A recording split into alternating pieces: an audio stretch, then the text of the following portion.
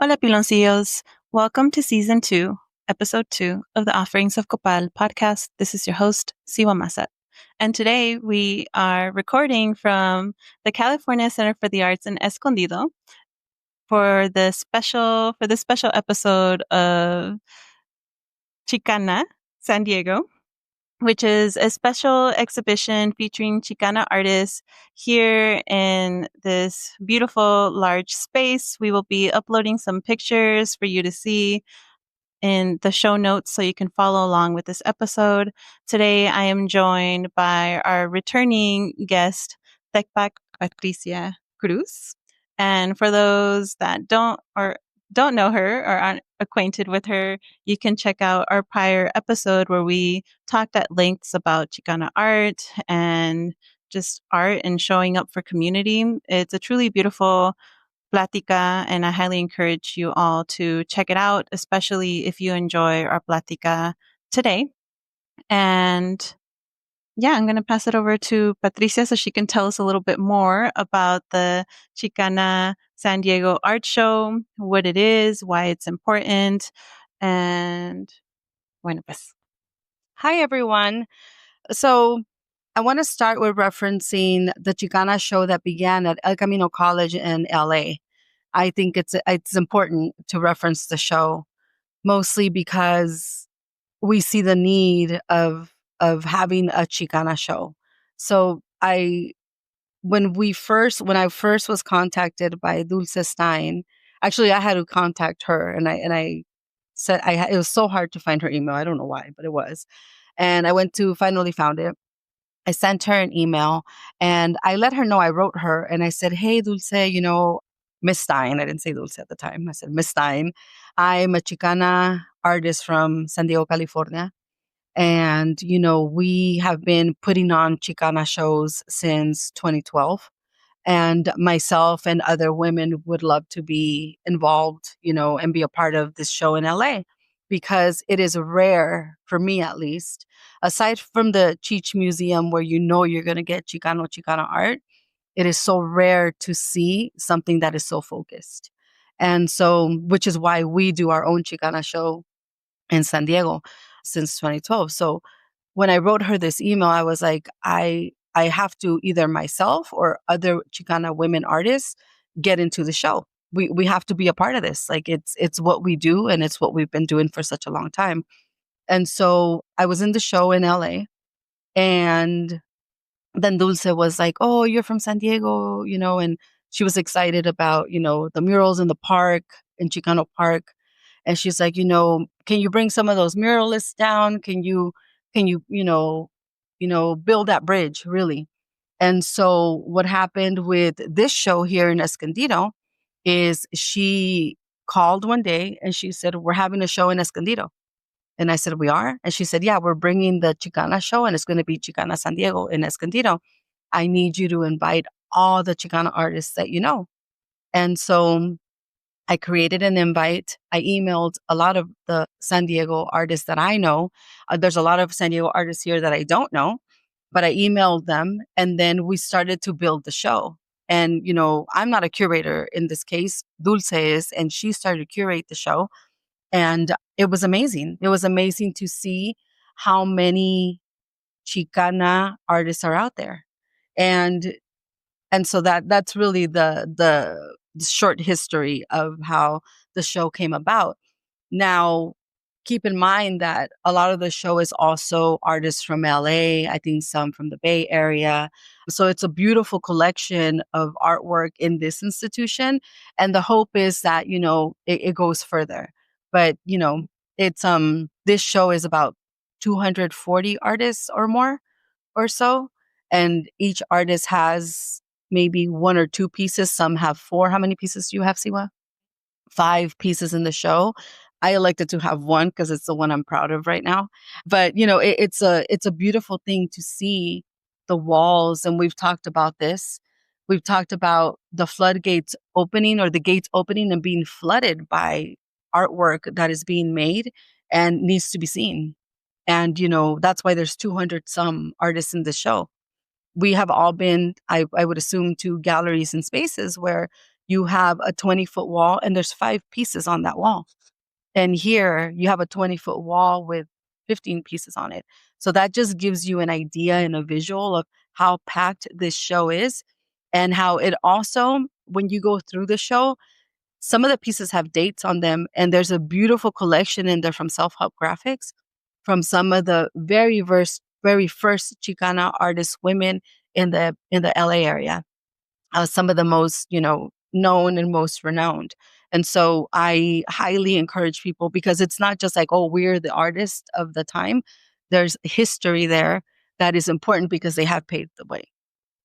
Thank you so much for providing more about the history and the context of the show and why it's important. For those that don't know, Escondido's in California.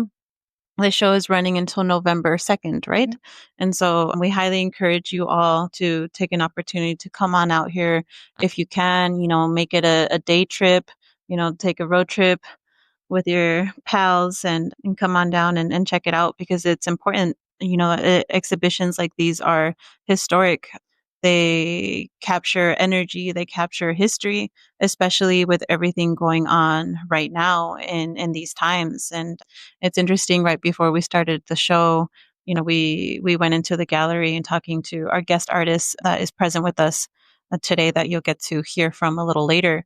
And we talked about, how, our danza, for some of us, we practice danza azteca or danza mexica, and how some of our practices are canceled because of, fears over being taken. And it really kind of dampened our spirits, but it also reaffirms the importance of these spaces, and that, despite that, we're here, despite that, where we can, well, we also have the privilege to be able to come out here and listen to a plática, host a plática, and no matter what, even if these things are happening, we're not silencing our voices. And so, thank you all for joining us. For those online, we also have an audience here. I don't know if everybody wants to say hi. Hi. And so we have a live audience for this special episode. So grab your tea, or go do your laundry, whatever you need to do as you listen to this beautiful plática. The way we're going to structure it is that myself and Patricia will be discussing some interesting topics about chicanisma, what we're calling it chicanisma, Chicana art, and then we're going to actually take a walk through the gallery and have our guest artists speak about their artwork. And so again, make sure that you refer to the PDF in the show notes to follow along with the art that is being shown. For our live audience, they get to see it live. And, Patricia and I will also speak on our artwork as well. And so that's the plan. So settle in and let's begin. Yeah. And we also have some leftover questions from the panel that we did. So we had 6 guests in our panel, and we have 28 questions. I was rather, 26. Yeah. Yes. My overachiever. Overachiever, ambitious Yes. Chicana artist here. And so what we're going to do today is we're going to pull from those cards some of the questions to answer them that the panelists didn't get to answer. So some of them are tough. Some of them are 2 parts. Like, this is going to go fast, but that's the plan. Hopefully fast. we printed them like oracle cards. So, so that we can pull them, because it's just part of the magic. Yes. You can't have a feminine centered perspective without bringing in a little bit of the mystery and the magic, right?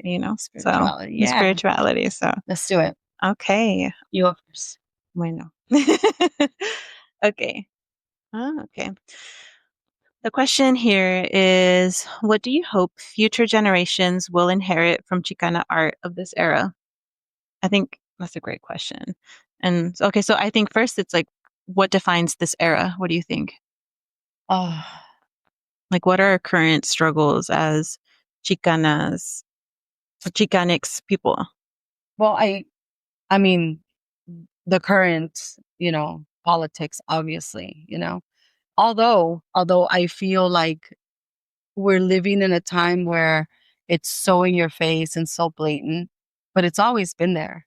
It's always been there. And so I don't know what the era is, because I think back at the history of the Chicano movement, and I think of how Chicano movement was birthed out of this need, to have something more for ourselves and to have a place of belonging. And so I think for me, the era feels like the birth of that to now. That's what the era feels like for me, you know? Well, the birth is, what so almost like the terminology, it is born, but now I think it's almost about acceptance. You and I talk about this a lot, is the hesitancy of being able to say, I'm a Chicana artist as opposed to Latina or Hispanic or even just like Mexican. There's so much, like, the term itself is so loaded, and there's a lot of people that don't really understand, the definition of even that, but I think more and more people are starting to claim it, so now it's more, are we in an era of initiation, or, the word, I like what you and Lucas say about like self-determination, because it's no longer, I feel like it's no longer of, hey, look at us, we're here. Oh no, it's very obvious that we're here, but it's now, this is who we are. It's starting to tell people, no, you can't define us. You can't tell us who we are. It's more, we know who we are. And it looks like this. Right. It's so hard because I also think all the time we encounter people where we have to meet people where they're at. And so Lucas and I talk about this all the time, that it's, some people may be ready to be political, or some people may be ready to be connecting more maybe with their indigenous roots, or whatever that may be, however that looks for everyone. But to me, it just feels like you will always encounter someone where you're like, oh, I have to meet you where you're at, and that's okay. And even though it's hard to get a measurement on the movement and where it's at, unless you look at specific leaders and the work that they're doing and specific organizations, because it is a political movement, it is an indigenous movement, it's a lot of things. But when we talk about everyday people, and we talk about, like, people who come into my shop, I may think I have a good measurement of what Chicana means, but that doesn't mean that it's true. That's not true for everyone. Everyone has a story of their own. And so it's hard for me to gauge that and to try to measure it as a birth, because for some people, the birth of the Chicano movement is not a historic like timeline. It's very much when you discover, and it lights that fire within you. So that's what is like, to me, it's like we can measure it historically, but we can't measure it spiritually, because people are being awakened every day, Mm. So Yeah. it's like I think that's a beautiful way of seeing it. I think, when it comes to the art, it's like I keep seeing like Chicana Park, as we're having this conversation. And Chicana Park, for those that don't know, is a I feel the pressure having to define Chicano Park in front of you guys.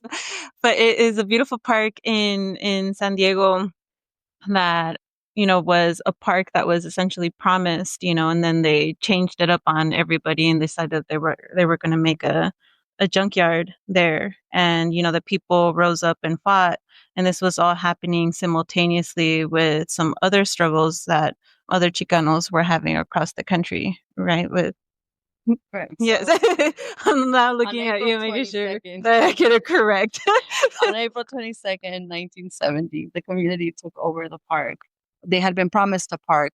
The bridge, the Coronado Bridge, which breaks up the neighborhood, came in before the park was created. And so the community was very upset because of the building, because they were building this bridge in the late 1960s, somewhere in the 1960s. I don't know the exact date.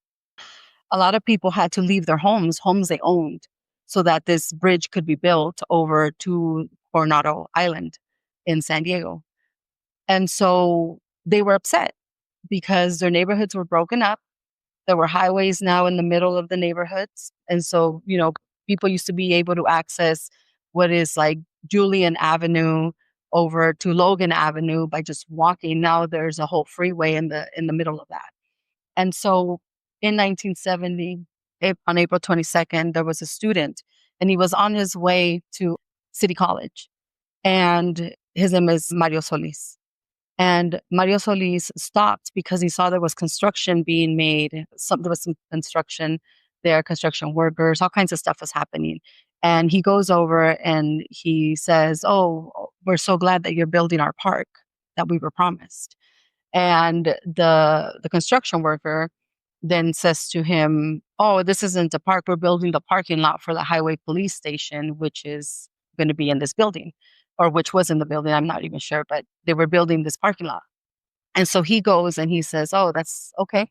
So he goes down to City College and he tells the professors, and then, the Chicano studies professors there, all the Chicanos and a lot of other people came out, not just professors and educators, but community and activists and even families, people who weren't activists came out and defended the park.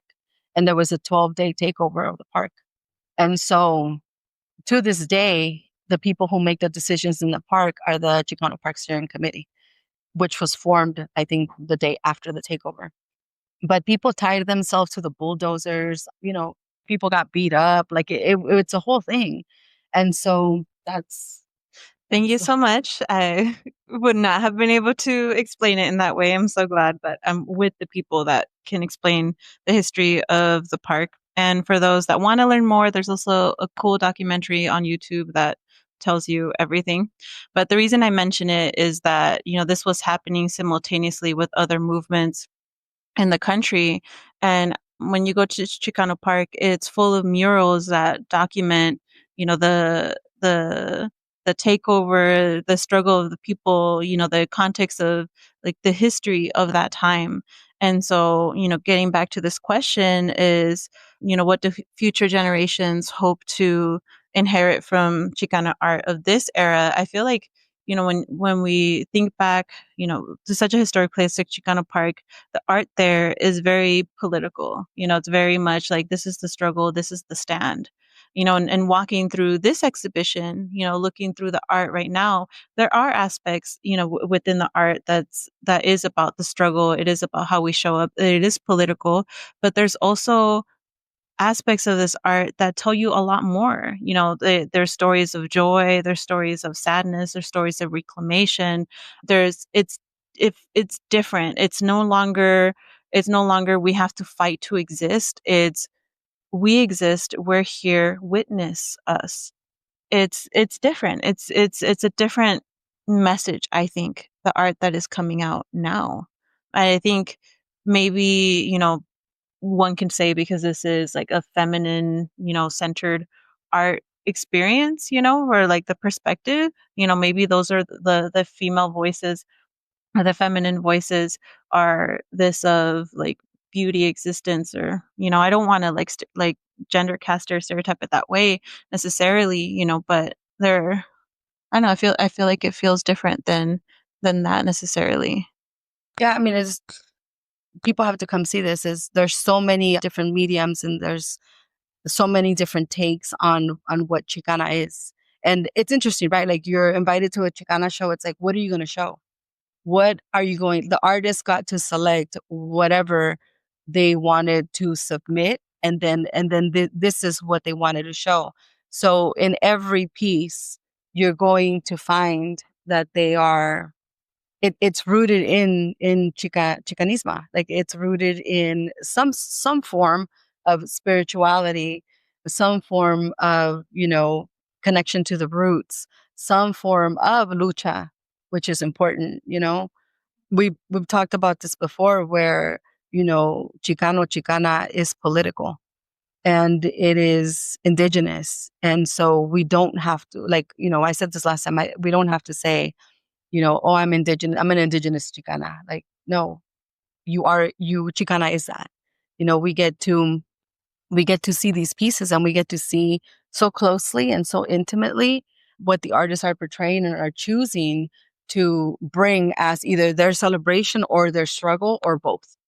And that's a beautiful thing. You're not gonna find that, I think, in brown skin in any other kind of art.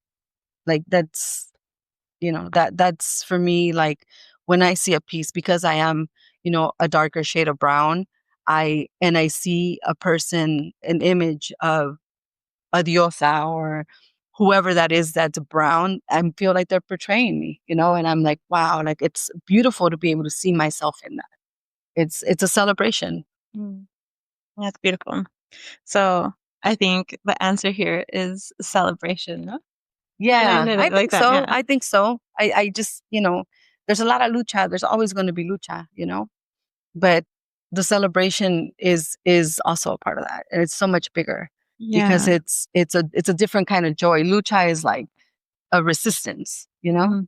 and the celebration is almost like this different kind of feeling of like, look at me, like I'm here, we're here, you're here, the child is here, like, there's it's just, I don't know. I think that's also the spirit of resistance. I think that's why our people are still here. There's this idea, that like, oh, our people are conquered, or, there's the indigenous people aren't there anymore. It's like that it's dead. The Aztecs don't exist. All these terrible things that are said, but no cierto. It's how can you say that?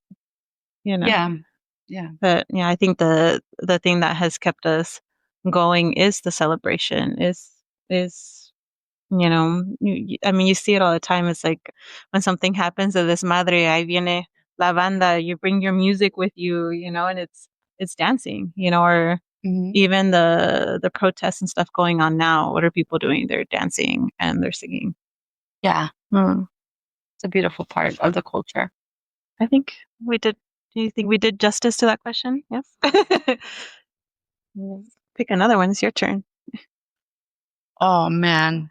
Okay, guys, everyone's gonna raise their hand. I want to say something about this. What gender challenges have you faced as a Chicana artist, and how have you transformed them into strength?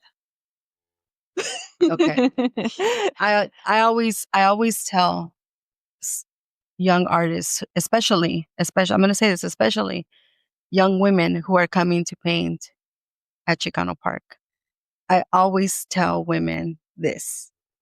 The Chicana movement is a movement within the Chicano movement because there are so many generations of artists, male artists in my experience. And women, I mean, women can also, not have good boundaries. But in my experience, it has been the men, the older men of older generations who have been like, "Oh, you're so beautiful. I'm going to paint you." Or, "Oh, did you paint that?" Or, "Are you the artist for this?" Or, like all of these unnecessary questions. And, "Oh, we should go have a drink." Or, "Oh, I'm a Chicano Park muralist. Like, do you know who I am?" It goes on forever. And I have had my share of like having to be a bitch back and be like, I'm a Chicano Park muralist too, you know?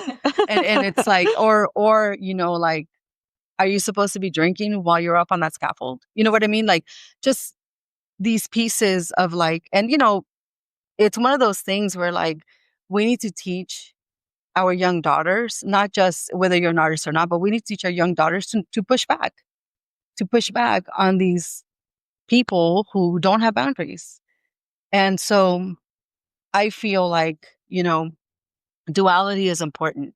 It is important to, if you have a male partner, it's important to have that respect for them. Well, it doesn't matter what kind of partner you have, right? Like have that respect. But in this case, we're talking about like machismo, Mm. gender. So it's like have respect enough to know how your duality makes you stronger. And many times that can be very hard to do as a Chicana artist when you have been, sexually harassed. That's a very difficult thing to do. And so what I found that worked for me was just to be a bitch back. Like that's it. Like if you're going to say something inappropriate, I'm going to call you on it. And I have had other women come to me and say, what do I do? This person is being inappropriate. And I say, call them out. Call them out. Like, you don't have to go online and cancel people. You can have a direct conversation and say, hey, that's not cool. And I don't appreciate it. Don't do it again. Or you can bring someone with you to help you do that. And I feel like this, the second half of this, like, how have you transformed them into strength? It's like, I have luckily learned how to speak up for myself. And that doesn't happen for every woman. It doesn't happen for everyone. But, we have to. This is, if you are going to be an artist or you are going to be exposed to people who don't have boundaries, you have to. And if you don't know how to place those boundaries, find someone that can help you place them, because, or talk to that person and say, hey, that's not cool. Because we have for too long allowed too many things, and it's just not okay. It's not okay. So I have learned, and I think, I I I went to the park in 2012. I'm born and raised in San Diego, in that area, about 8 minutes away from Barrio Logan, in a different barrio, Shelltown. But when I went in 2012 and nobody knew who I was, or, they were like, oh, she's just a volunteer, she's here to help or whatever.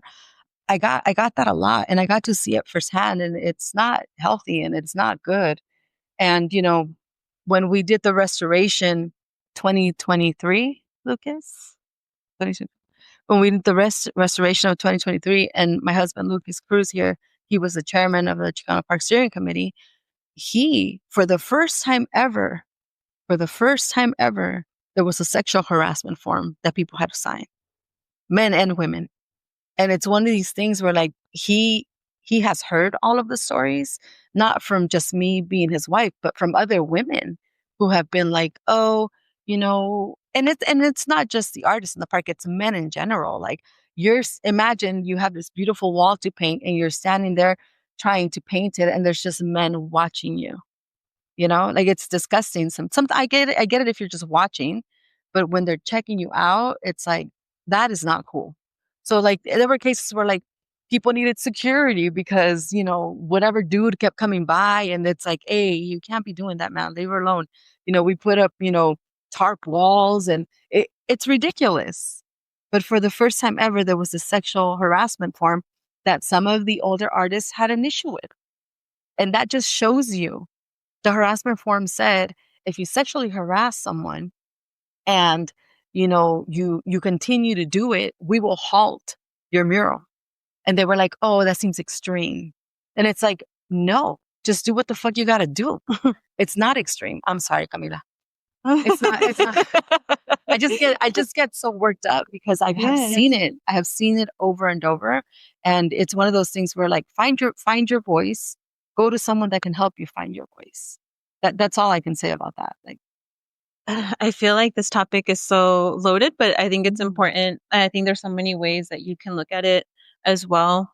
There's the, for me personally, like, I put myself out there a lot online, in online spaces. And, I think there's also so much pressure, to, if you've got, if you're in in this kind of body, out in online spaces, you're sort of expected to sell your body in a lot of ways. And I don't mean like literally like selling it, but it's like, if you put out a like a painting, it's like you got to show some cleavage, or you got to show yourself a certain way, or sell your sexuality, alongside your work. And I feel like it's frustrating. I think I don't, I personally don't want people to like my stuff, or you're following me because you want to look at me. I want you to like my art. I want you to, to consider what I put out there seriously. And I think if I was in a different kind of body, you know, my ideas would be taken more seriously. It's, the patriarchy. There's so much to talk about, but I feel like, I can share an idea, and we've all heard like the mansplaining. It's like someone may repeat the idea, and I'm like, I just said that. And I'm not taken seriously because, I'm a woman, or, or my intellectual ideas, I'm not taken like, you're not going to do it because I'm a woman. I'm like, no, bitch, I'm going to do it, and I'm going to do it all, but I think my biggest struggle is I feel like I would be a more successful artist if I was willing to sell more of my body. And I've seen other artists, that, I feel like have like stepped on my intellectual toes, taken pieces of what I do and like blow up because they they pair it with their sexuality, and I'm just not willing to go there, and it's not even like, and it's no shame, because also, like, if you want to, like, I think there's power in embracing your sexuality and putting it out there, but I just don't necessarily like what else comes with that. And a lot of the times I work with, like, when I do my healing circles or I do my work, I primarily work with other like women or non-binary people because it feels safer. I've tried to offer my services, to men, and unfortunately, first session in or second session in, like, oh, I really like you, or I think you're so. I'm just like, don't do it again, or we're done. And it's just really unfortunate that you can't put yourself out there and separate your work from your body. And I can't paint my naked women without it becoming sexual. Why does it always have to be sexual? Yeah. All right, Yeah. now I'm angry. No, yeah. I mean, it's a tough topic because, of course, like everyone is free to do what they want, and I would say this: if what you want to do, whether it's sexualized or not, feels like you are holding on to your integrity, then do it. Then do it. Mhm. Everyone has a different idea of what they want to do. I'm very conservative. Like, you will see me in a turtleneck during summer, and like all the time, like I'm always covered up. It's just my thing. It's how I like to show up, you know? And if I see a woman who, is showing up differently, like, good for you. Like, Mhm. you know, I think in these spaces and as artists, like, I have seen women complain about the advances that they're getting from men, but then use the advances to, get them to help them or get them to show them something or whatever. I mean, we have seen this, and I go like this to Myra because, Myra and I have talked about it, like, or the men think like, oh, if I do this with so and so, Myra will also, you know, take a bite of it and be okay with that, But it's all about integrity. Like, you show up how you want to show up, you know. Yeah. I mean, I wasn't trying to throw dirt on No, no, no, anyone, no. not at all. Like, But it exists. yeah, I just, you know, I think if I felt like we were more free in our bodies, like, not that we're not free and we can go out and we can embrace it, and but there is this like there is the fear of your boundaries being violated, Oh yeah. even and it's happened to me. It's happened to like the majority of women. I don't think there's like a single woman or someone in a feminine body that hasn't experienced some type of harassment or violation of boundaries just because you're in your body. And so it is a double-edged sword. It's you want to adorn yourself, you want to be beautiful, you want to show all of you, but at the same time, it doesn't always feel safe. And it's unfortunate that the gendered challenges for us are about safety. Are about, and it's just not fair. It's just not fair that we're in year 2025. Our rights are being taken away. All these things are happening, and that we're still here, that we haven't, learned as a collective. Yeah. That makes me sad. Yeah, it is a sad thing, but Mm, again, like, show up how you want, and do know that in some spaces that's safe, and in others there isn't. Like, you just have to calculate, yeah. Yeah. Going to church. Yeah. You dress a certain way right? For Okay. a sacred place, or Mhm. you Mhm. work to Yeah. But I think it starts from like home.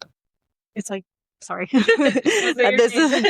I'm Alma Rosa. So I think it starts from home. I think that find it really important for us to teach our kids and also be direct with like the older generation, like our elders.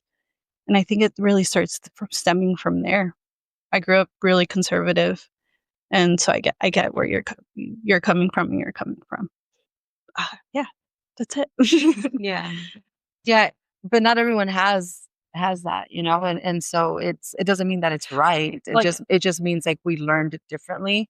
But I doesn't have like a conservative home, or even parents. Sometimes like many people don't have parents to show them what conservative looks like, or boundaries, right? Like maybe you can dress like that this time, or if you're going to go to a party with your friends, yes, or like it's just so complicated. I mean, that's why at the end of the day, like the integrity part, if it feels good to you, you can do that. I mean, it sucks. I Just be think that safe. it stifles your expression, your ability, like if you want to walk out, however you want, like looking like a goddess y todo, like you should be able to do that, without fear. But I think even in safe spaces, I've been in sacred spaces. I've been, something that nobody wants to talk about and you get blacklisted for. It's like in danza communities, there's a lot of sexual harassments and problems. And in churches, all these spaces, like it doesn't matter how like right it's supposed to be, it's there. It's the shadow, it's the underpinning of the society, and we're seeing it in their bigger picture right now. Just to clarify where I was coming from, it was more to say that we as a culture, especially here in the United States, sexualize and objectify women, and that's where I'm coming from. Like I have such a struggle with that, like objecting, like if I'm being objectified, or if I were, it's, I think it's like changing the perspective on women and like how we look at them. And it's everywhere. It's propaganda, it's in the movies, and it's hard. Sometimes you feel the pressure to do that and be like, but it comes down to integrity, and that's really important too as well. Like I could say I'm one to like struggle with that, constantly like swaying with my integrity, and like I'm like, I just want people to like my art, and same thing. Do I have to like dress this way or talk this way? Because I feel like we're all, or just in general, when it comes to people, I feel like there's clones everywhere. Like people are starting to like look the same and talk the same. And, like, can I give an example of the Kardashians? You know that little tone that they have? And then you hear that little tone. I feel like we're like losing our authenticity on it. And so, yeah, just to clarify that, integrity is the big thing on that I struggle with. That's funny because Cihua and I were just this is our third gathering, and the past two I was like, what are you gonna wear? What are you gonna wear? I don't know. And then today we didn't plan. We were like, not like we were matching. We just wanted to know. And then today I was like, this is what I'm gonna wear. I would rather wear all black and wear my dogs because we're gonna be in air conditioning, so it's all good, And then, but it's one of those things where it's like, yeah, like how you show up matters to you more than anyone else. So Yeah. It's I just feel like you can't separate the artist from how the artist shows up. Also, especially nowadays, social media, it's like kind of inseparable.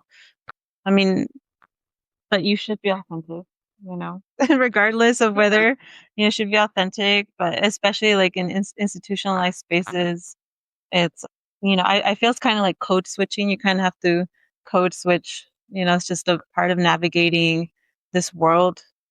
Unfortunately, it's just we have to engage that way. I mean, no one can force you. Like ultimately, you can say like "fuck you, fuck this," and like I'm gonna show up by whatever, But that's the best part about being an artist. That's true, though. I mean, I said this in the past, like, call yourself an artist, and nobody's gonna give a shit what you wear, how you look, what you're doing, if you're too cosmic, if you're too grounded, if you're too dreamy, like no one's gonna Yeah, care. sometimes There's you be just like, go on oh, your she's an chunkitas. artist. Yeah.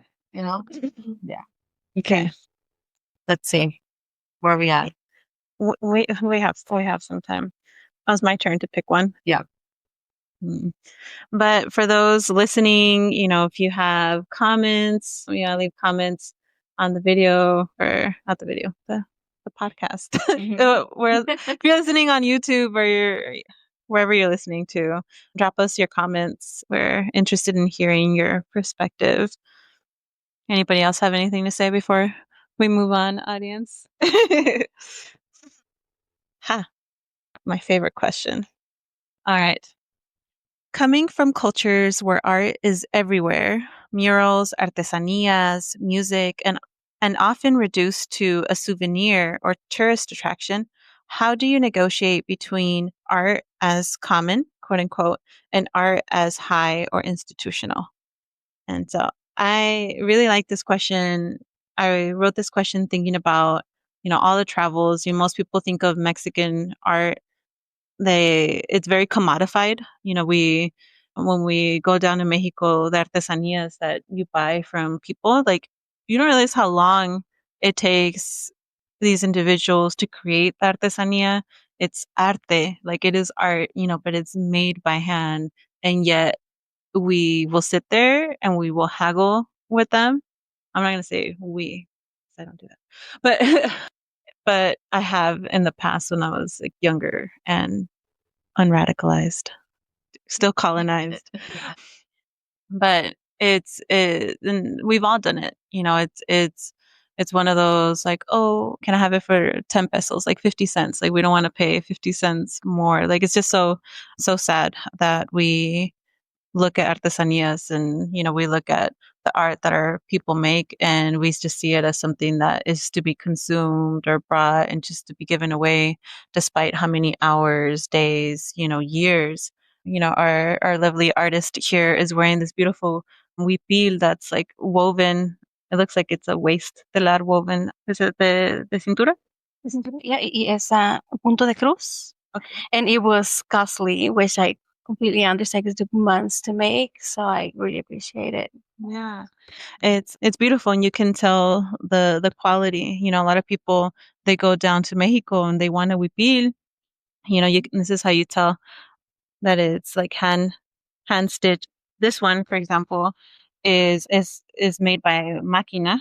It's like a bigger like telar. This is not like handmade like this. This is literally someone making it by hand.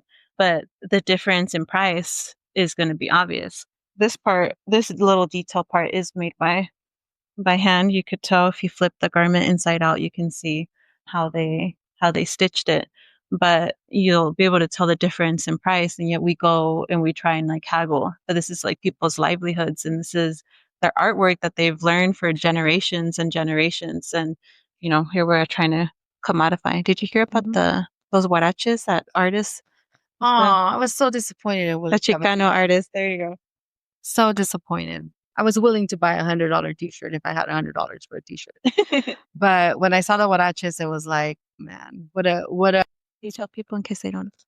Yeah. So there's this artist, Willy Chavaria, and he had an amazing Chicano, very, very Chicano-like aesthetic. And, he was doing a good job. Like some people didn't agree because he was taking things like that looked like Ben Davis and then, just making them more like his style and then putting them on the runway.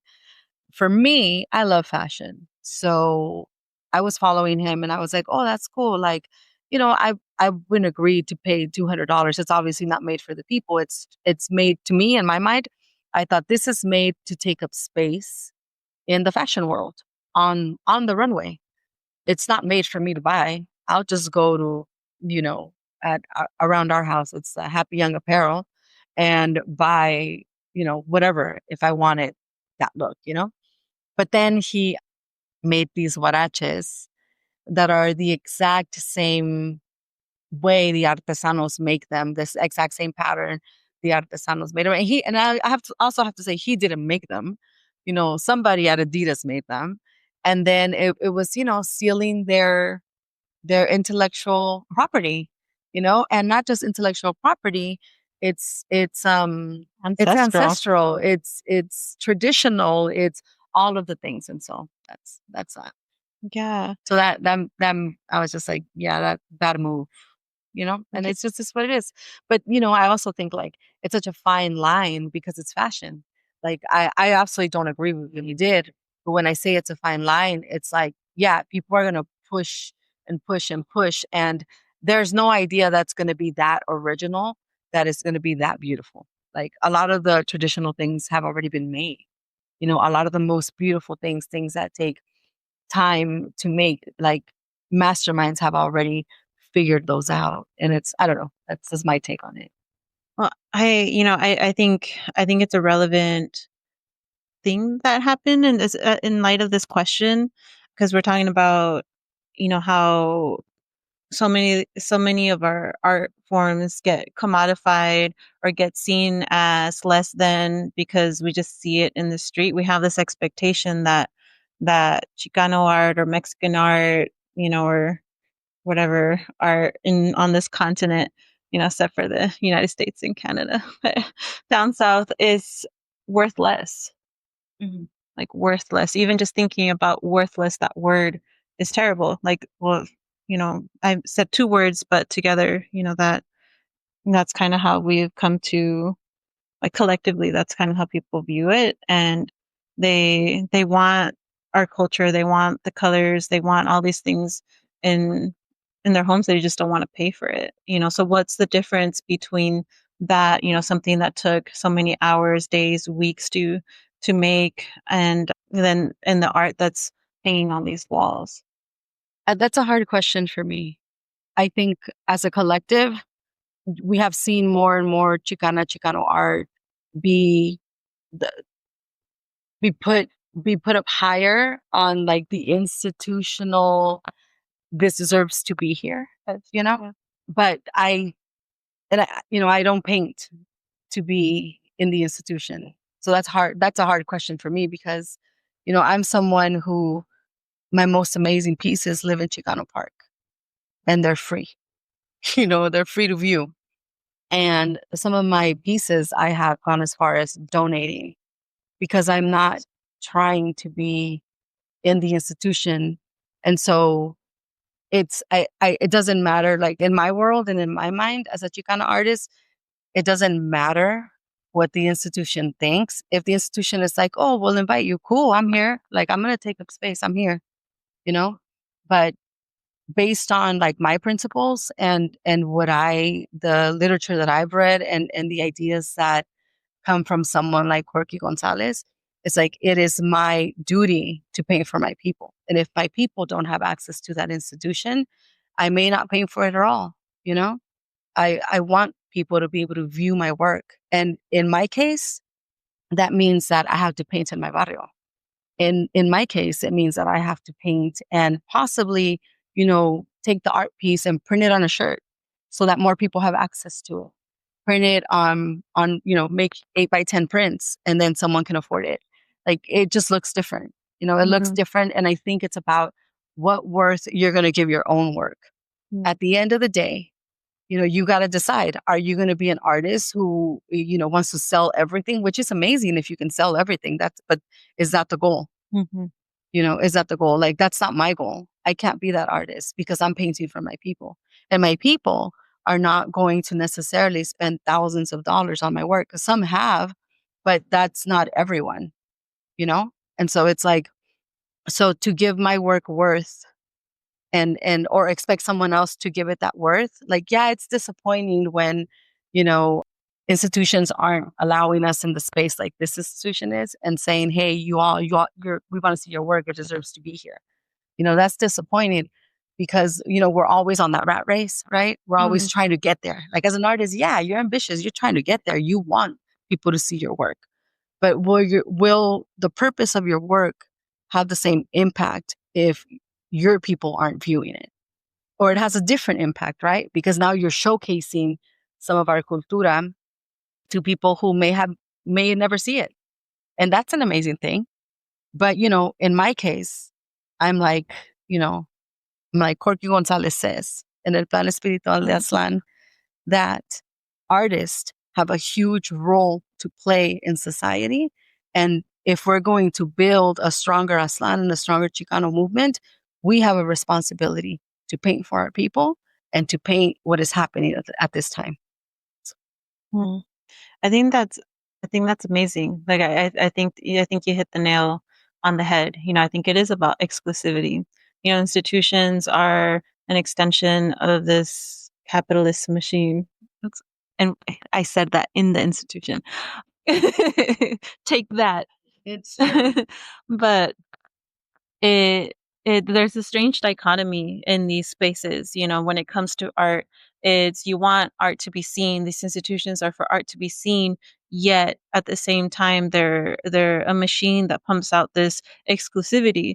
I think it has a lot to do also with like education. Like, what is highbrow art is, it's taking art to a degree of, what's the composition, the palette, and looking at the different components of the art in an intellectual way and less in an expressive way. And I think with like Chicano art, a lot of us are self-taught, a lot of us are generational artists, and I think there's an abundance of art when it comes to our people. I think our most abundant resource is creativity. I've said this before, continue to say it. It is one of those things that it was what we used to barter with, it was our trade. Our trade was art. Oh, I need a new olla, a new pot, and you need this new, I don't know, jade bracelet, whatever it may be. And that's what we used to barter. We used to barter the arts. And so we're so abundant in art that not only is the art crawling up the walls here in this exhibition, but literally in the murals in Chicana Park, all the murals. And when you go to Mexico, art is literally everywhere. It is just a part of life. You tell someone in Mexico you're an artist, it's like, eh. I'm like, okay, ¿Y qué? And what? Yeah. And what? Like, when I tell my family that I don't think they understand like what it means. Like, it's radical, but it's also not. It's also like, pues su primo puede dibujar, or like everybody here, like, it's just no one sees it as like serious, because it's like it feels like it's almost the easiest thing to turn to, but I think it is the differentiation is being self-taught and, yeah, like expressive versus and academic, but you can be both, but it's Yeah, yeah. you can be both. I mean, there's space for everyone and everyone's ideals and everyone's integrity, and where you want to place what you want to place. I think the difference is in this Chicana show, I personally have an expectation that most of the artists here are, one, painting or creating something cultural, even if it's more modern or if it's more like even like, forward thinking, like, but it has a cultural theme to it, And so my expectation is when I see a Chicana show, that I'm going to see, like we said earlier, celebration, lucha, culture. These pieces, they have to come into a space. If I were to show up to a Chicana show that didn't have any of those, and maybe it was just, like pretty flowers, I would be confused. I would be confused. And it's okay. Like, maybe there are Chicanas out there who are painting pretty flowers, but I hope that the word Chicana, when you attach that to who you are and you self-declare that it really comes from a place of like understanding the Chicano movement, because a lot of us, I've seen so many people call themselves Chicanos and Chicanas, and that's fine, but then it's like, where is the political piece? Don't forget about that. And where is the indigenous piece? And, or, are you really going to try to be a Chicano who's going to vote for so and so? You know what I mean? It's like, come on, like, if that's the case, It's like self-betrayal. yeah, then you need to rethink that self-declaration, like rethink that. And I'm not saying that people need to know all the history or people need to be super activist, but you need to know that the word Chicano Chicana was born, that movement was born out of like self-determination and doing things for our people and giving back to our people. So I don't know. It's just that's why the institutional piece, like, yeah, we're here. We're here. And I've worked for institutions, and it's like I bring my chicanisma with me no matter what. Like you are not gonna be able to unsee this. Like I gotta take up space. I don't hide my tattoos. I can't hide my brown skin. I can't hide my indigenous features. Like this is what it is. Yeah. I think in regards to how we negotiate between art, as common or high or institutional, it I think that some of the classifications need to change.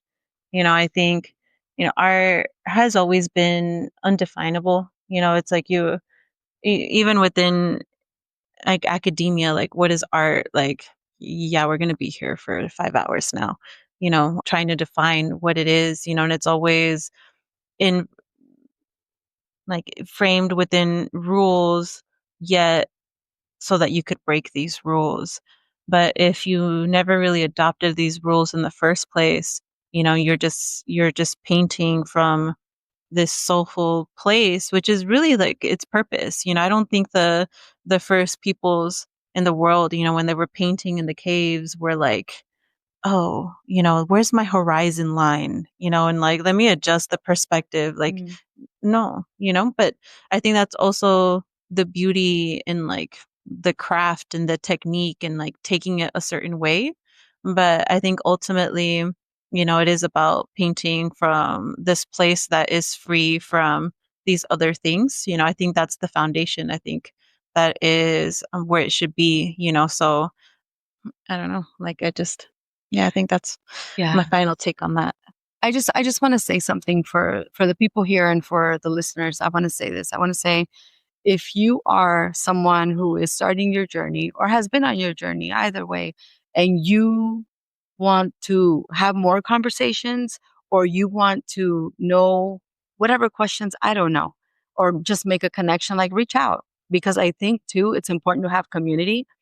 We have a space down in Logan Heights on Logan Avenue, and we come across a lot of artists. And we do a Chicana show yearly. This year I didn't do it because we're all showing here, most of us. But we also are, have had shows there. And the reason that I'm saying this is because that space is for you. That space is for you. The work that I do is for you. If you have any questions for me as a Chicana artist, like I am open to whatever, like, whatever, if it's technique, if it's muralism, if it's, polytab, I don't know, whatever that is, like I'm open to sharing, and I'm open to sharing journey too, and open to inviting you to show in our space, or talking about what your goal is. Like, everyone has different goals. I have seen many artists go into different spaces and travel and show in all kinds of spaces, and it's a beautiful thing. It's a beautiful thing. So I want to say that, because I don't want to continue the conversation without saying, like, hey, and if you're listening but you are wanting to find Chicana community, like, come through.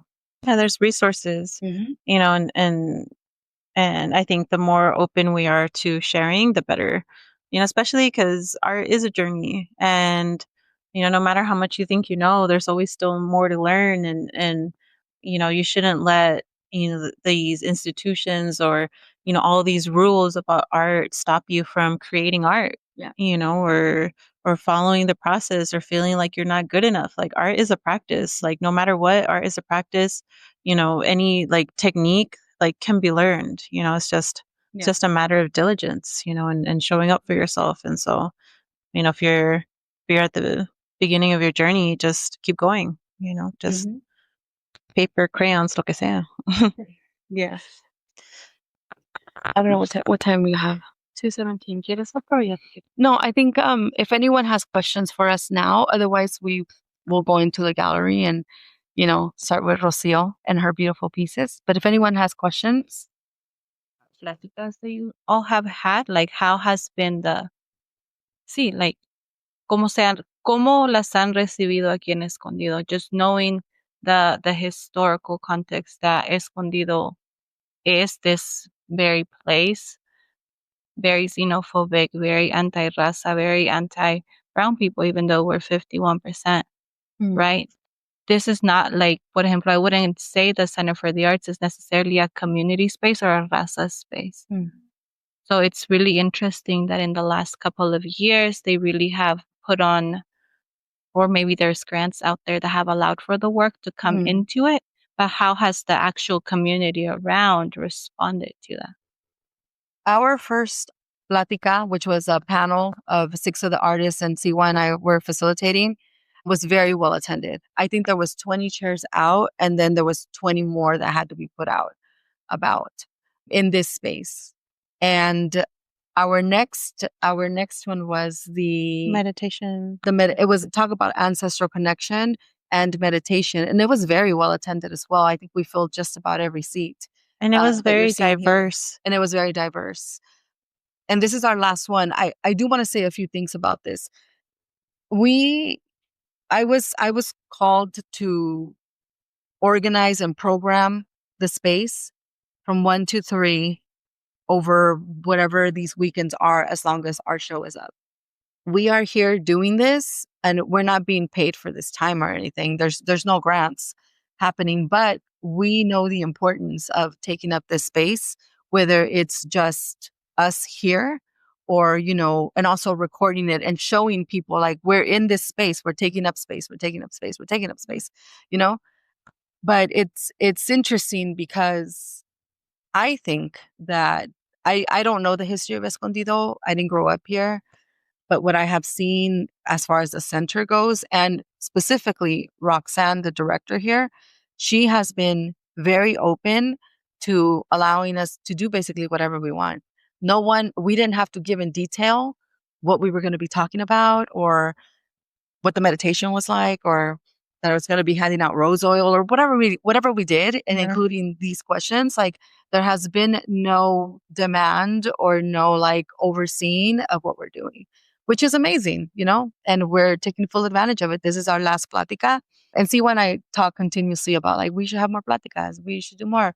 But it's one of these things where, because the exhibition is here, we felt necessary to do this. And so if you follow their page, you're going to see that other Chicanas are also activating the space, including a block party next Saturday on the 27th. So other women are coming in and also doing work. This is just what I called Cihua, and I was like, okay, you're going to have to do this with me. And so, I was like, we're going to partner up. Maybe it'll feel like let's work, because at the end of the day, like, we're showing up for a community. We're showing up for other artists. Like, it's work. It's work for everyone. So, it's one of these things where it's enjoyable, and we're so happy that we did it. And, it's bittersweet.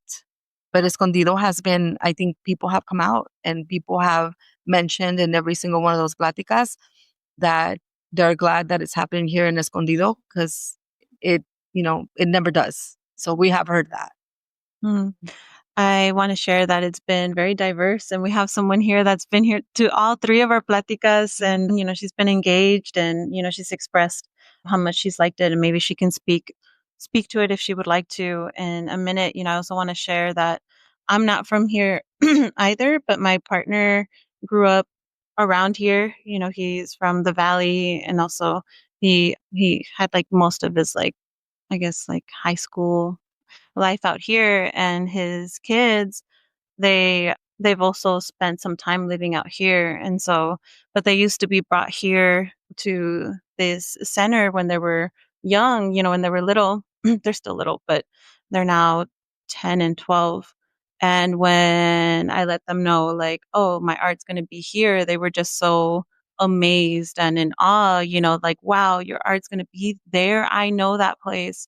And so I know that it was really impactful for them, to like also see their own possibilities, what's possible for them, and in a lot of ways, this is opening doors. And as much as, we could sit here and be angry about the past and the way that has been, and especially right now with everything going on, like, I think it's more productive to look at what we're doing now to change things, that it's happening now. Like, yeah, is it late? Is it long overdue?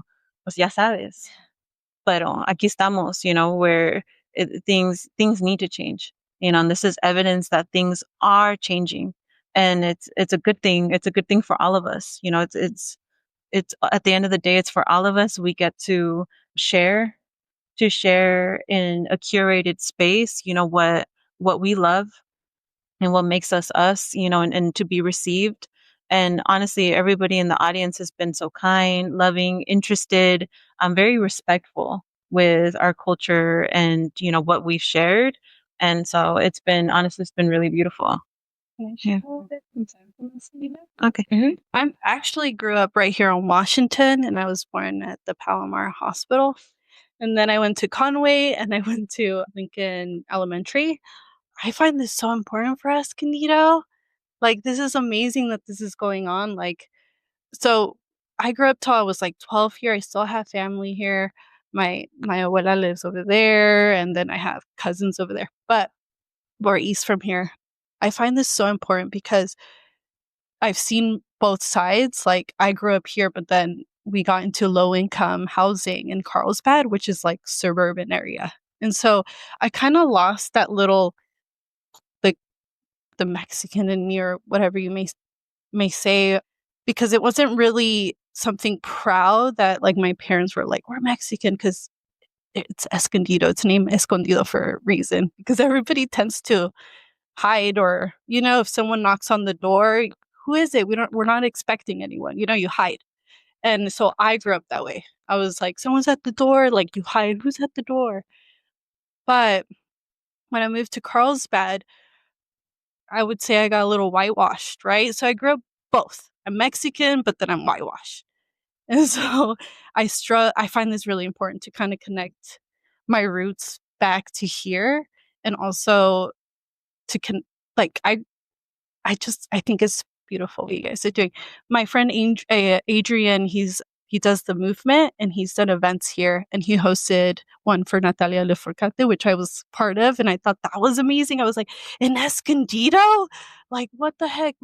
It's not really a small town, but it feels that way. My mom didn't have a car, so we couldn't go. We walked everywhere. We walked from I lived behind Food for Less. Like, we walked everywhere here.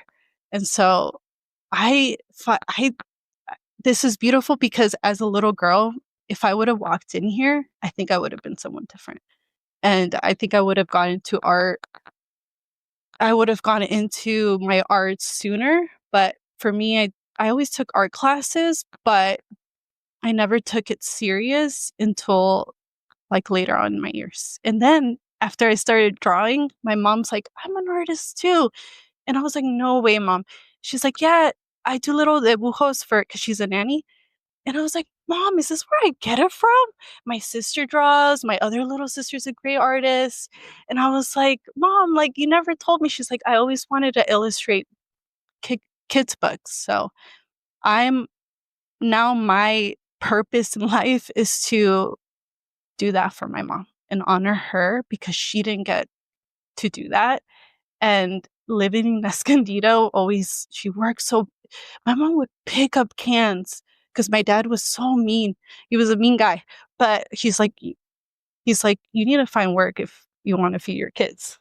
And so my mom would have me, and we would pick up cans, crush them, and then go over here by the swap meet. There's like a can place, and that's how she would feed us. So I make art for my mom and to honor her, and I can't wait to bring her in here, because I feel like a lot of our older generation lost that child in them, and I just want to honor my mom. So I'm so happy you guys are here, and yeah, it's so cool to see everyone. So, and I hope to like really connect with you guys, because I like that a lot.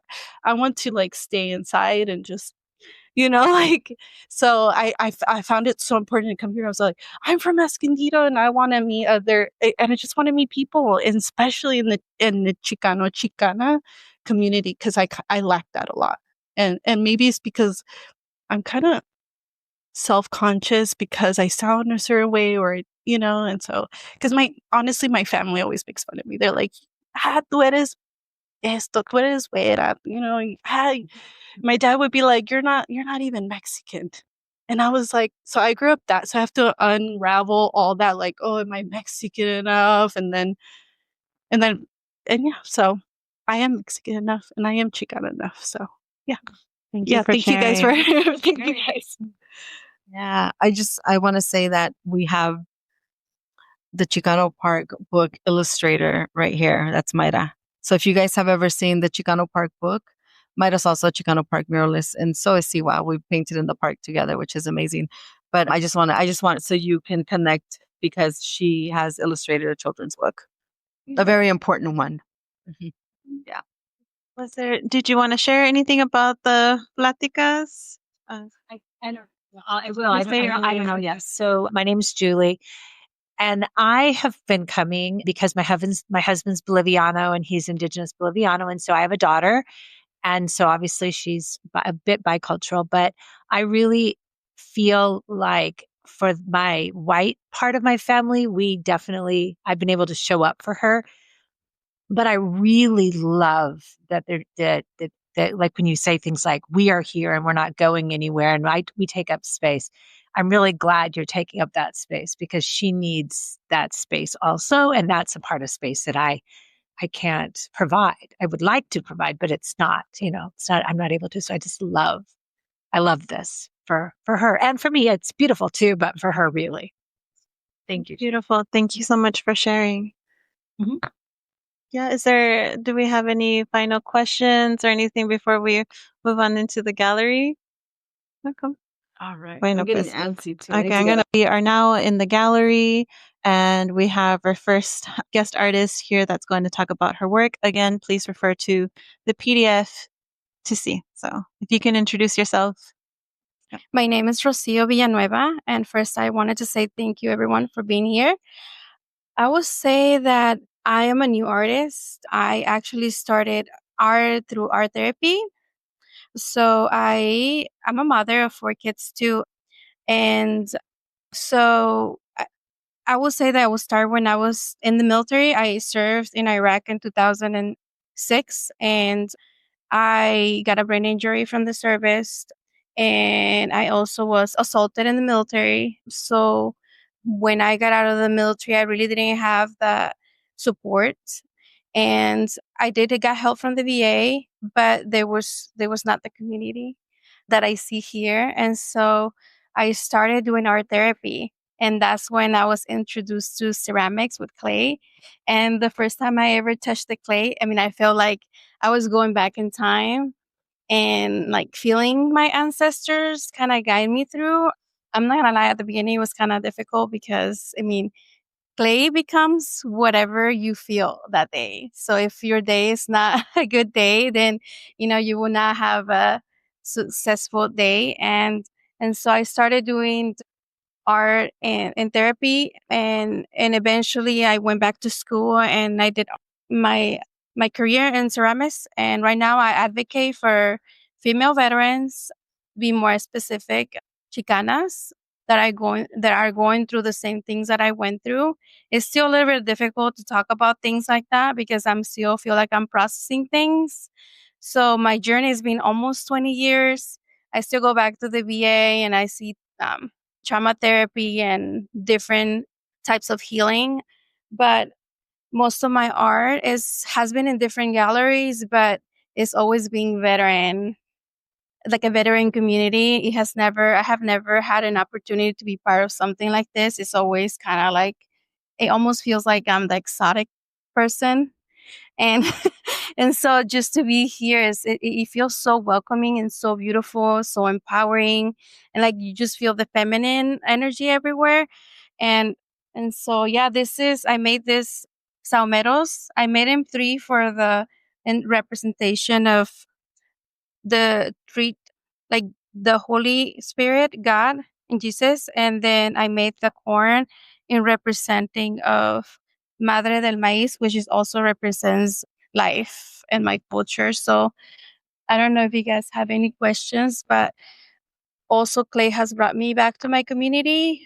My great grandma was indigenous, and for many years I also felt like I lost my culture because, and when I was stationed in Fort Leonard Wood, Missouri, there was years where I couldn't really speak Spanish, and so I felt like I didn't know who I was anymore. And so it has been a journey. I feel like, there's still a lot of things to process for me. But the reason why I feel like I'm here is because I want to be the person that helps my daughters too. I want them to be proud of where they come from. I want them to be proud of their roots, and I want to help other female veterans that are going through difficult things and they don't have the community.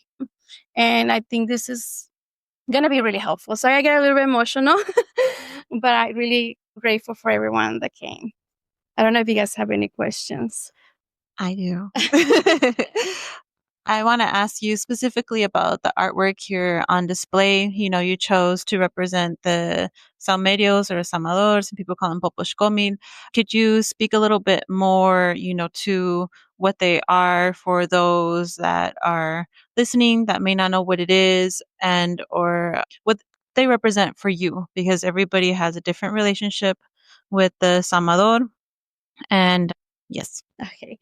So I will say that they really represent to me the ceremonial part of my healing. Now that I started doing Aztec dancing with our community, our local community here in Escondido, I have learned that through the fire we connect to the divine. And so I feel like it's a tool for us to not only connect to the divine, but also to heal and to be present. So it helps us also protect the energy. So I feel like really connected to them. Well, I think it's beautiful. You're on this podcast is offerings of Copal, and the logo is the Samador too. So I think it's important to, like, when talking about a fire vessel, and then it's a vessel made by fire, and fire carries the spirit, and how it's been such a beautiful tool for your healing, and it's something that is ancestral, for us and our people. And me personally, I'm really happy to see them physically here and part of this exhibition. Do we have any questions here from our audience? Oh, okay.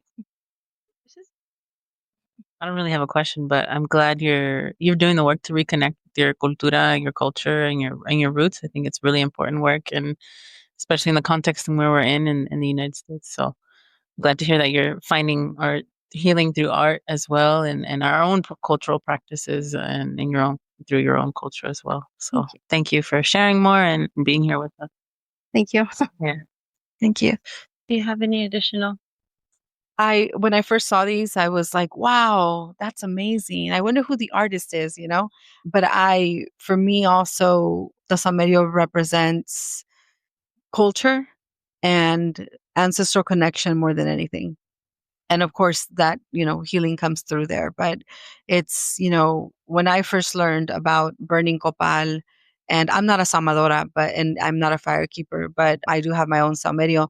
And when I first learned how to light it and use it for myself, as my daily ritual, or if I'm cleansing my own spaces, one of the things that I was just so excited about was that this copal smoke is how the prayers reach our ancestors in the heavens. And to me, that just meant everything, because then that meant I could tell them whatever I wanted. And so to me, that's what it represents. And I think it's so beautiful that it's here, because obviously we lit a somerio for the past two platicas, and, for the guidance, and, to keep the fire, Cihua kept the fire. But the fact that they're present here at all times is important. So thank you. Thank you. Thank you. And usually it is supposed to be the saumerio. It shouldn't be like sitting on the floor. So you have to have like even a cloth or something underneath. But so that, just for reference, something that I didn't know, but before I started doing Aztec dancing. And so it's, besides the person that is in charge of the Salvador, like their job is to keep the fire on. So when even in practice, when we're doing practice, even if it's not a ceremony, like the person in charge of it, Samadora, has to be there putting the fire. And the most impressive thing I've seen is like sometimes we'll bring, like, people will show up and then the fire will go off. And it's like just to see that physically happening, and you see the Samadora working on it, keeping the fire on through the whole ceremony. It's so beautiful because you feel it, and then you feel it every time you are all. It's like we'll always do a circle, and when we do the circle and we're all dancing the same time, it's like a connection. I really hope you guys get a chance to, reach out to your communities. And I think there's like a danza group on each city, but I know there's one in San Diego. Here in Escondido, we have another one. And up north, I know in LA there's so many. Yeah, yes, to Cihua again. I have been collecting calpulis. I'm a person that initiated the Danza Azteca directory. And so we reach up to 52 different calpulis all over the states. But I unfortunately had to take the directory down. No one asked me to, but it's something I did because of the current administration. I didn't want my directory to be used as a tool against us.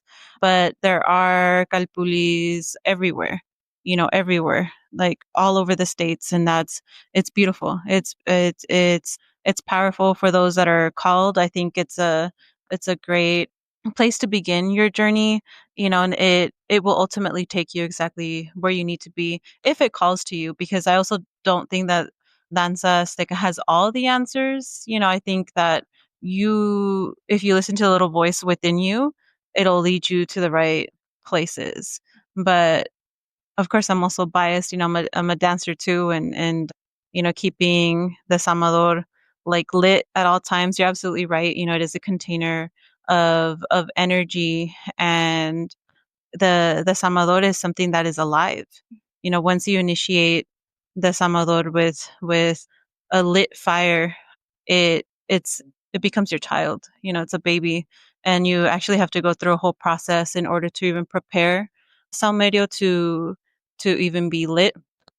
You have to bury it in the earth, and you have to wait, and then you have to put it in water, and you have to wait, and just like you wait for your baby. And so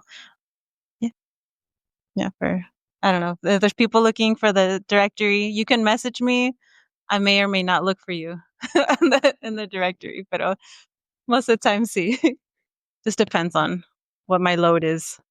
Pero yeah, is there any final comentarios? Lista? Okay. We are now at the side of where my paintings are. This is Cihua speaking, and I'm just going to show which of the paintings I submitted. I actually just submitted my portfolio, and she told me, "Oh, bring all of these." So it wasn't like I want all of these. I was just like, okay, I'll bring them. But this is one of mine. This is a painting of Coyolxauhqui. This is probably the oldest piece that I brought here. This was made in 2019. This is a watercolor kind of mixed media. If you look closer, you have these little stars that was made with acrylic paint.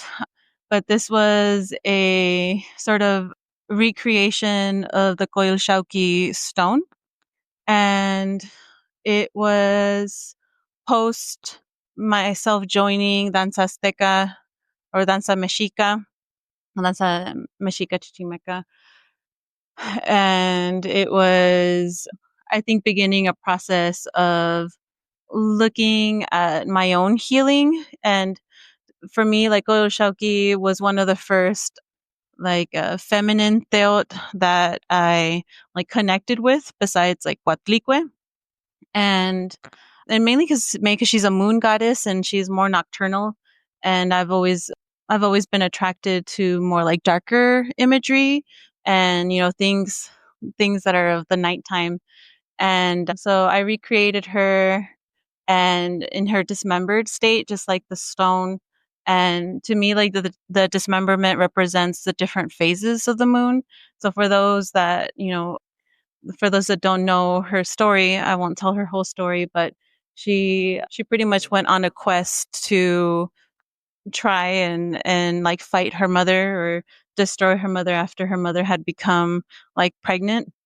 And she kind of chased her up into the mountains, and in the mountains that her mother Coatlicue heard a voice inside of her, and it was her newborn Huitzilopochtli, and he said that he would protect her. And so he emerged from her womb in full regalia in order to face Coyolxauhqui.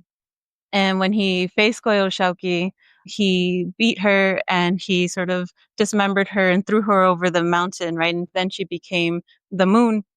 And so this is a story that tells it's the story of how the sun and the moon essentially trade places. In the morning, Coyolxauhqui is the one that beats Huitzilopochtli, and then he gets destroyed. And so on and on, this battle goes on every day, but I feel that this painting was sort of captured the dismembered state of like healing or being in broken pieces, and it was part of my healing journey. But so I did that painting, and then which one came next? Probably this one. I didn't do all of these. Okay, I did those two and these three right here. This one's called Ofrenda, and this is an oil painting. And this one was never meant to be anything serious. I hadn't painted since probably then, and I had been in a block, and I'm like, I had this giant canvas, and I'm just gonna take it out and paint it. And so I was this was this was right after I had been initiated into the keeping the Samador or the Samerio, into fire keeping, and it represented my commitment to the fire, my commitment to the path. And it was a commitment that I made to the fire itself. It wasn't about the calpuli. It wasn't about anything other than, okay, I'm going to take this role seriously. And so it was about the ofrenda. Like that is the ofrenda, is to stick it through no matter what. And when you hold fire, you're going to get burned. That's part of the lesson. And so this painting represents that moment of ofrenda, of prayer. Is, as you can see, when the smoke rises, it's a very like fantasy like image. There's the Milky Way, but if you look closer, like the smoke kind of turns into this like bird. Some people say it's an eagle, some people see a crow, some people see a phoenix, whatever it may be, maybe even a quetzal. But the smoke sort of turns into this bird that you can see within the Milky Way. And yeah, so that's that painting. And then this one is Reign of Tlaloc. Is an exploration of like spirituality, and like all of these really are about like the feminine path of spirituality. If we look into our codices, they often show like the masculine, so much of the like masculine like path to things. And though there's so many like feminine goddesses, they're present, but there were priestesses. There weren't just like priests, and priests and priestesses. Apologize for the language. That's just the language. That's the only way we can translate it. But there were women, spirit women, like medicine women, that were also dedicated to the keeping of the traditions of the gods and all of that. And so this was a representation of a priestess of Tlaloc. And so she has the imagery of Tlaloc, and he has his headdress and his feathers, and he has the shukoat, or she has the shukoat, which is his arma, which represents like truth and like divine justice. And so it's like living an embodiment of that and that integrity. And obviously it's raining because Tlaloc is the god of rain, and from her crown bursts life, so it's just like all the fertility of creativity. To be a priestess of Tlaloc, or a woman dedicated to Tlaloc, is to be dedicated to the arts, is to be dedicated to growth and nourishing everything that she comes in path with. So that's that one. And then I think this one is next. This one was made in 2023. So this is both this one and that one are oil. And then this is watercolor, and then this is watercolor. I was kind of stuck doing watercolor for a while due to limited space. And before that, I had space for oil paintings. You kind of have to leave them out to dry because they take days, weeks. A watercolor was a little bit more accessible space wise, but I do enjoy it. And so, and then my watercolor style is like very like controlled, which is not how you're supposed to paint with watercolor. But so this is watercolor and a little bit of acrylic on top. And this you can see the shift from my samador, my poposhkomil, from, well, before I was using like a black one. And then my new poposhkomil is one that carries the face of Huehueteot, which is our eldest abuelo. He's the ancient fire. He's the one that represents essentially the Big Bang from which all originated from in the creation story. He's at the center of the universe. And so this painting came as a result after like the communities I had connected with. I was able, like when you hold the fire, as I explained earlier, you not only hold the good energy, but you also have to hold the stuff that isn't so great, the things that are difficult about group dynamics. And so this to me represented dealing the aftermath of burning. And and so from here you can see an image of a woman rising from the fire.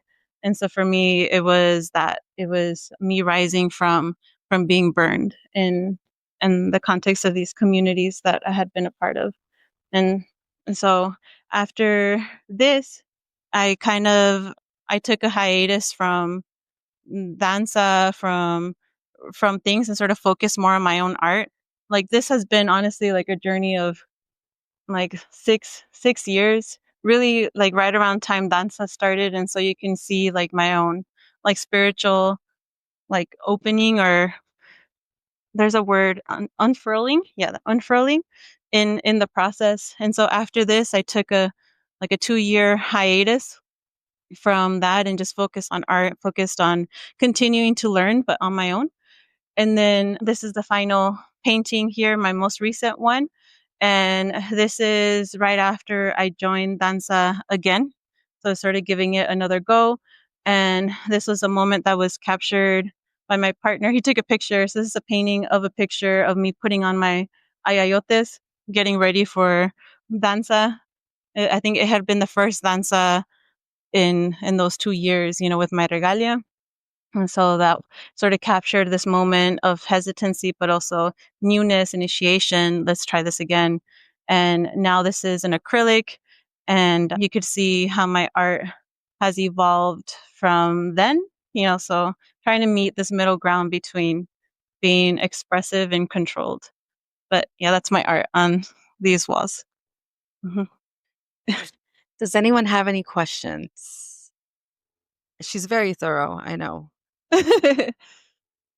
Okay. Okay. So Cihua is someone that I've known for some time now. And when I saw what she could do in so many different mediums, I was like, I was impressed, because she doesn't only, paint in oil or watercolor or acrylic. She also makes jewelry, amazing jewelry, for any of you that know. She's just so multifaceted. And as an artist, I was like, wow. And so we've had the honor of seeing Cihua's work up on our walls. And she was one of the first people that I thought about when this show was being put together, because I really feel like, people need to see your work. It tells a story every time, as many pieces do, but the connection, I think that, like, Chicana artists, a lot of us want to paint diosas. I have my share of diosas I've painted. I see other women here who have painted their diosas, and it's the renderings are always beautiful. And the beauty of Siwa's work, in my opinion, is that she has the whole backstory, as you all saw. So if there's anyone that you're wanting to learn from, she does a lot of work around, the days and each day and which essence is being carried that day. She also reads tarot in an amazing way, but it's that you're seeing, translated into her work. It's beautiful, friend. Oh, Thank you. Thank you. And thank you all for listening and witnessing. Yeah. Thank you. Thank you. All right. We're almost done. One more, Yeah. guys, which Saving the best for last. Go ahead. nah. No. Drop them. No. So as I mentioned earlier today, I've been painting since I was 14 years old. And I have artwork dated as old as about 2003. But when we opened up our gallery space at Aslan Libre, I had a closing show of work that I've painted from early showings up until probably last year. And I decided that I wasn't going to show those pieces anymore. I decided that if I was invited to a show, to an exhibition, that I was going to paint something new every time. And so I don't have other artwork to show at the moment. And I've created a few pieces here and there, and I've painted a few murals since. But this is the piece that I chose to come with me. And so I painted this in 2024. And I just want to say that, as an artist, we evolve and we keep evolving, and I can see the evolution in my work. And sometimes people don't want to show their early work because they feel like, oh, I was just learning. It's not even good enough or whatever that may be. But what I have found, and one of the things that my husband is really good at reminding me, is that those years of training and preparing you should also count those. Some people are like new artists and they're like, oh, I only have these pieces because you're the most proud of those. But the truth is that the journey has been, since those moments, those early moments where you've learned the technique or whatever that may be. And so in this show, even though it's a Chicana show, what I proposed is this piece, which is called Yo Soy Joaquin, after a poem, if you all know it, by Corky Gonzalez, where he talks about him being part Spanish and part indigenous, and how, he lives in this world that is, colonized. It's a very long poem and it's very beautiful. I named my son, who you're seeing in this portrait, after that poem. His name is Pedro Joaquin. And so I decided that I was going to paint Pedro. And my submission to Dulce Stein, the curator, was very much about, a Chicana mother raising a young Chicano. At the end of the day, Chicana is a self-declaration, but he has all of the tools for that self-declaration. He is Chicano. He, I hope, is going to be a major activist. When my kids were really young, people would ask us, I'm assuming they ask about Camila, what do you want your child to be? And my answer was always, I want my children to be activists. I don't care what else they do. But when you're an activist, you have this compassion, and it's raising children as a Chicana mother isn't an easy thing because people won't agree with you taking your children to a protest. Oh, that's so dangerous. Why would you do that to your child? And it's like, we're going to protect them by all means necessary. It's not that they may be in danger, but we're also not going to put them in that kind of danger. But they do have to learn. They do have to see the world for what it is, as ugly as it is. And, oh, but it's just a child. Like, maybe you should wait till they're older. No, there's joy in their life too. They don't just live in this space of struggle. We also celebrate who they are. And so this is a portrait of my son, Pedro. And what I did is I placed him on one of the pyramids, or a piece of the pyramid, which you're seeing in the background. And this is all acrylic. And what I do is, when I worked in Chicano Park, I had the pleasure of working with Salvador Barajas, who is what I call a master muralist because his portraits are amazing. And so Sal Barajas taught me the grid system.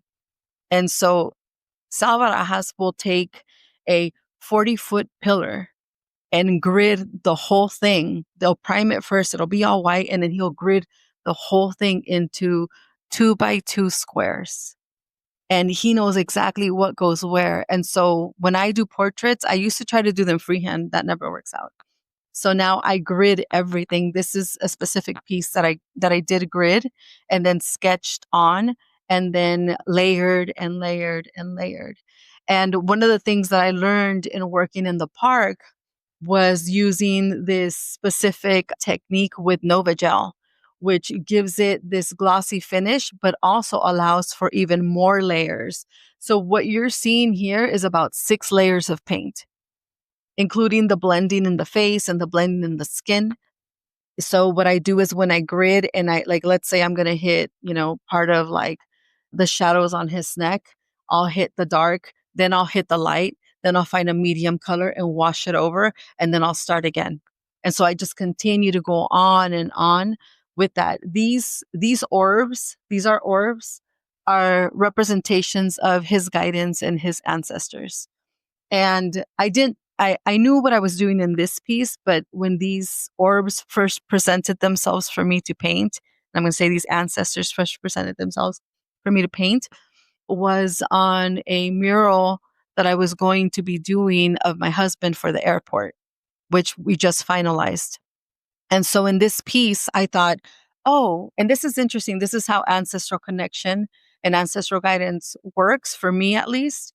In my mind, I was like, oh, okay, I have this idea that I'm going to make this really abstract and colorful by adding these colorful circles, right? These colorful circles, I'm going to put them on there. So I started doing the painting and I started to put the colorful circles on there. And then as I step back, because as an artist, like you've got to step back, you got to take pictures of the progress, you got to compare, you got to do all that stuff. When I stepped back, I realized that those weren't just colorful circles. I was trying to go a little bit more colorful and abstract. And what I realized is that they were orbs that are now going to live in my work forever. They're going to show up in every piece that I do moving forward.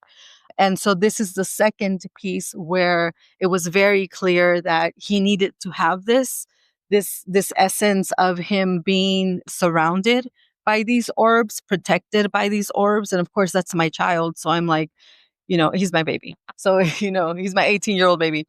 But it's very much like this is exactly what I want for him. This is exactly what I want for him in his life, to be protected, to know his culture, to be proud, to be who he is. Yeah. But this is my one very, very proud piece. That's it for me. Do we have any questions, comments? Yeah, I could talk. Yeah, I think I really liked how you incorporated the orbs piece, because I think our ancestors are always walking with us. So I think even just seeing that in a physical representation in this artwork really speaks to me, in the sense that I'm always carrying my ancestors with me and I'm always being protected. But at times there are some that are not so helpful. So I'm carrying both. Yeah, and I really like the piece and how there's just like a lot of protection for him, and you're representing that. And yeah, I'm glad I'm here, witnessing everyone, but also witnessing and getting more context as to why you did what you did. Thank you. Yeah, okay. Here we go. One more. I really love the shoes because it really connects to this new generation. Like I know, like I have 4 kids and I have 3 teenagers and then a 10-year-old.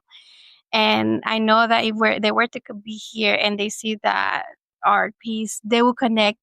I know they'll go straight to the shoes, but they'll see themselves in it.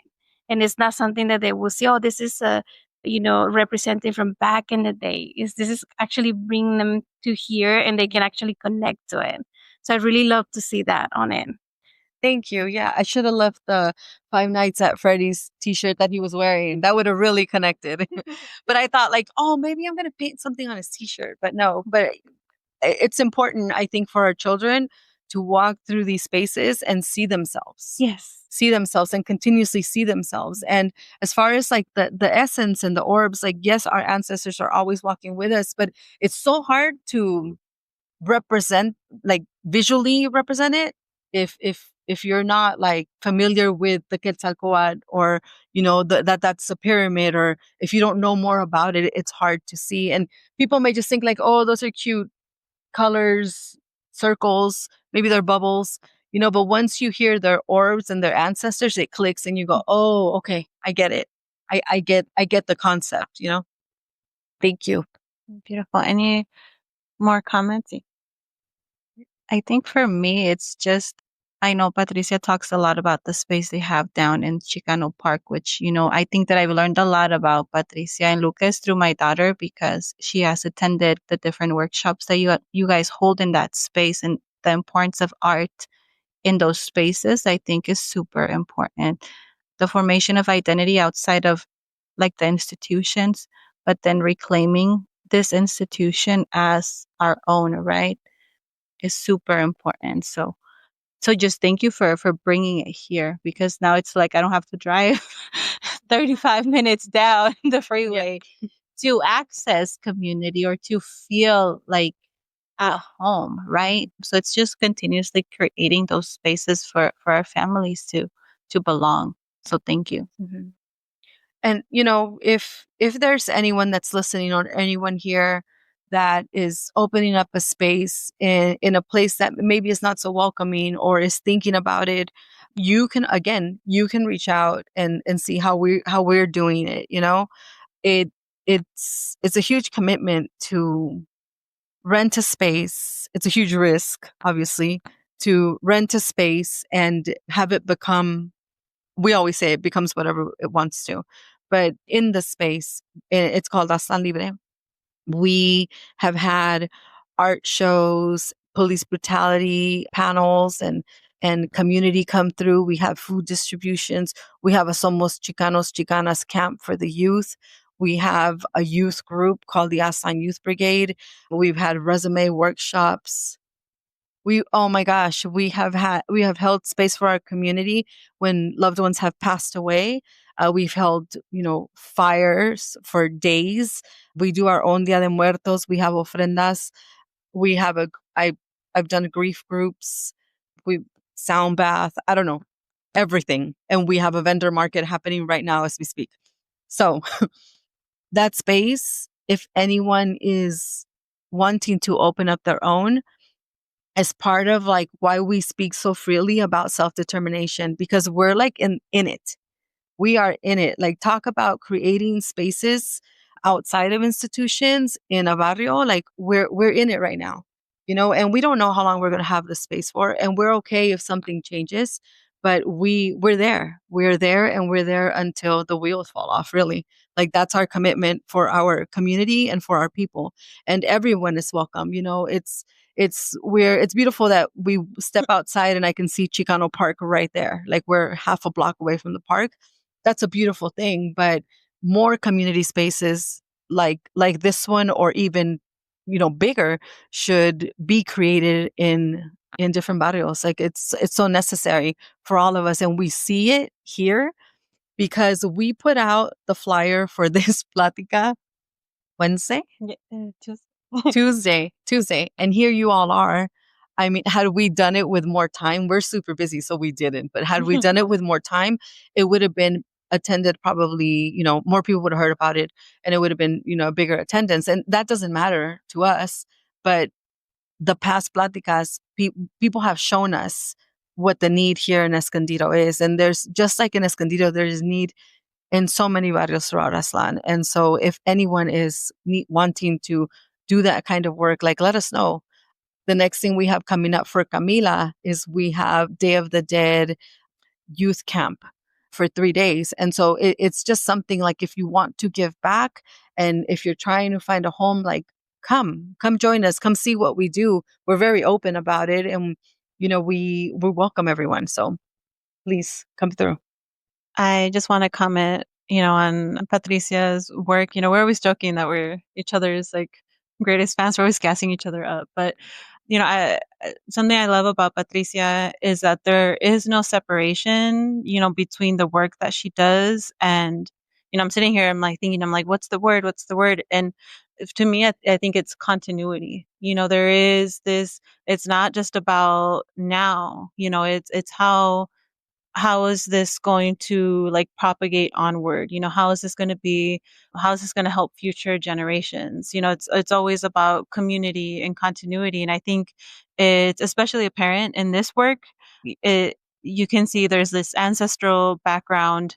He's surrounded by ancestors, but he's also the future, and I think something it's really important to talk about, especially in this exhibition, is, it being a Chicana centered exhibition, is that the relationship with like motherhood, in children, that's such a part of the feminine experience, is how do we nurture those future generations, and I think that not only is your work like a beautiful portrayal of that, but also in the way that you talk about it, not just the work, but also your other children, in community, it's really, it is. Lucas's kids. Those Yeah. are all his kids now. The youth, but like it's beautiful to see, like, even the faces here, it's people that I know, Yeah. yeah, so Yeah. We're here for it, guys. Let us know. Reach out. Let us know how we can help.